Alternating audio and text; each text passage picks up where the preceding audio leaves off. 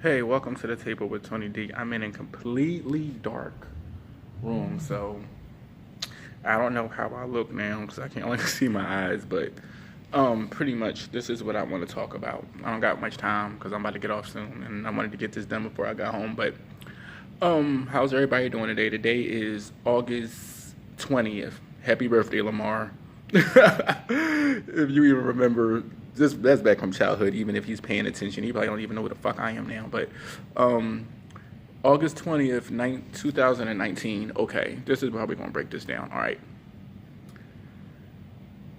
I'm seeing all over social media. Like I say, I don't really stay on the news like that because it gets so depressing. I really haven't been looking at the news, but there's a guy. I don't know where he's from. All I know, he was a member of the LGBT community and he committed suicide from online bullying.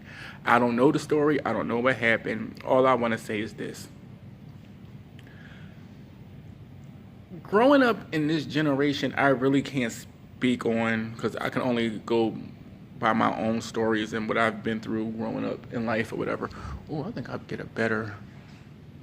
Want to get a better backdrop. Yes, honey. We want to get the city lights.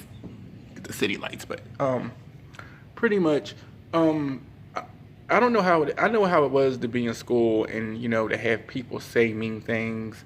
Not even at school, at home as well. Keeping the G at home as well. And I remember how I felt. I never wanted to harm myself. Not that that puts me in a better position or whatever, but I never wanted to harm myself, but it's just something I can't imagine, Like I said, I don't know the story, but the sad part about it is we have a young man that's no longer with us because he felt as though he needed to take his own life from whatever he was going through in life. And my heart goes out to his family. My heart goes out to him. Like, damn, like if you feel like I don't be on here telling my own personal business, but about 3 years ago, about 3 years, I was having a hard time in life. Like I couldn't find a job. All my friends and family seemed like that they deserted me. I had a friend who passed away. All this happened like in 2 or 3 months of each other, and I was at my lowest of lows, and I remember I was at my lowest of lows. I never thought about hurting myself, but I was really sad, and I remember they gave me antidepressants. And that's where, if you look at old photos, you'll see the weight gain and all that. Them motherfuckers made me put on like 250 fucking pounds, and I was 160 when I started. I'm a little bit slimmer. I'm slimmer now, of course, but I'm still trying to fight that weight off. But what I want to say is, I remember I was taking them, and they made me feel, I don't want to use the word happy, but I couldn't get mad. You can't get mad. You can get frustrated, but you can't get mad. I guess you would have to be on them to understand what I'm saying. But I remember they always said that they have side effects. One of the side effects is suicide, which I never understood. But I guess if you got something, I guess an antidepressant brings you up. And I guess you're up and you're up and you're up. Like uppers and downers, you're up. But I guess once it stopped, they're down. And I remember one day I was walking by some train tracks in Philly, with Erie Torresdale, shout out. I was walking past some tracks or whatever, and I remember I just had a thought in my mind, what would happen if I would just jump over the bridge? And I caught myself, like, why would I think something like that? And I would never want to harm myself. And the reason why I would never want to harm myself is, it's too mean to say, but I'm too much of an attention whore. I hate to say it. So, but, because people are only going to talk about that for 2 weeks and then they'll forget about me. That's how I felt about the situation. But I remember having that thought in my head, like, what would happen if I, and it wasn't, what's funny about it, it wasn't like a thought of, oh, shit. It was like, what would happen if I just jumped off the bridge? You know what I mean? And that was probably a side effect of the medicine or whatever. And not say that he was on any medication. Maybe he was really sad and maybe he felt as though his only way out was, committing suicide or whatever. Like, it's an epidemic, especially in the black community, not even the LGBT community, but just being black. and being homosexual is one thing. Being black is something totally, is on its own a hard struggle. But to be black and LGBTQ, it's even harder. I mean, no one takes us seriously. Except in Hollywood. But honestly, nobody takes us seriously as black men.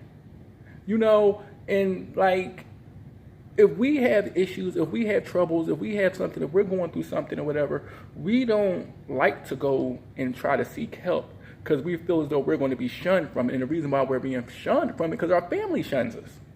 And if your family shun you, who else isn't going to shun you? You get what I'm saying?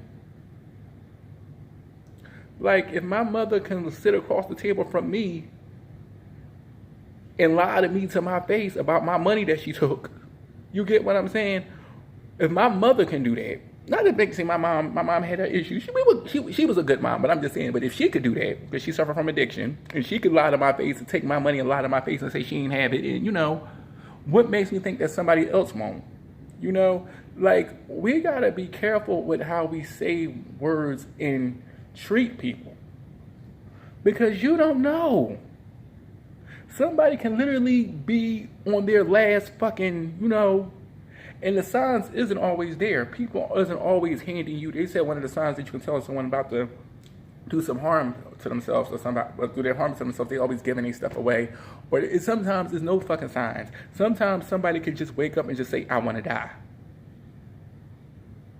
And have that thought in their head. And it's sad, like we need to do something. Like, I don't know, the answer is what, I don't know, but something needs to be done. So, like I said, my heart and soul goes out to his family, you know, and, you know, his loved ones, his friends or whatever.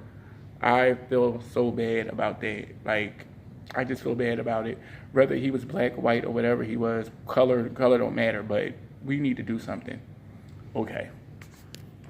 Now, another thing I want to talk about, now I just heard this, I don't know if this is true or not, but the police officer, something Pensaleo, the guy that murdered Eric Garner, he was terminated, I believe. Like I said, I haven't been looking at the news. All this is just from stuff that I've been hearing.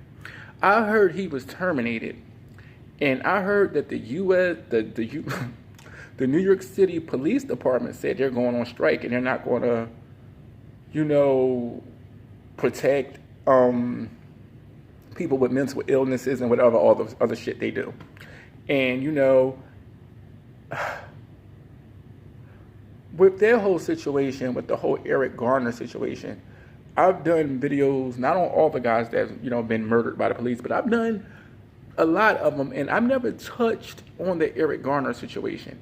But I, for the life of me, don't understand how it is you could put a person in the chokehold, you can hear him saying he can't breathe. You steady got him in his chokehold, he's dead from asphyxiation, and yet you're not in prison. Hell, I could even understand if you thought he had a gun or something and you shot him. And you could say, okay, my life is in danger. I'm not saying that makes it right. That would be a little bit more, well, you know. But for you to put this man in a chokehold, and from what I understand, it takes a long time to strangle somebody.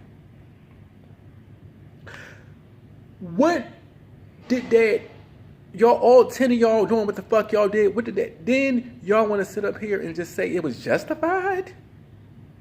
That's justified? So being a police officer gives you a license to kill because he murdered that man. That's cold-blooded murder. We can't even put manslaughter under that because that's like me gripping somebody up and me got somebody in chokehold, and once they say they can't breathe and I continue to do it and they die, that's murder. Your bed shouldn't protect you the fuck from that. It shouldn't. And like that girl said, I don't want to see no more fucking hashtags. All this fucking hashtagging shit ain't doing nothing but decorating the fucking internet. Well, let me get out of here because I'm at work and I'm getting riled up. You know, I don't like to get riled up, but that's pretty much it. That's all I gotta say. I don't want to get it. I just wanted to touch bases on that. Any comments, like, subscribe, we can leave them in the bottom, even though y'all never do. But if you got a comment, got something you want to say, let it go. Let's go and we can talk about it. All right. I'll holler at y'all later. Peace.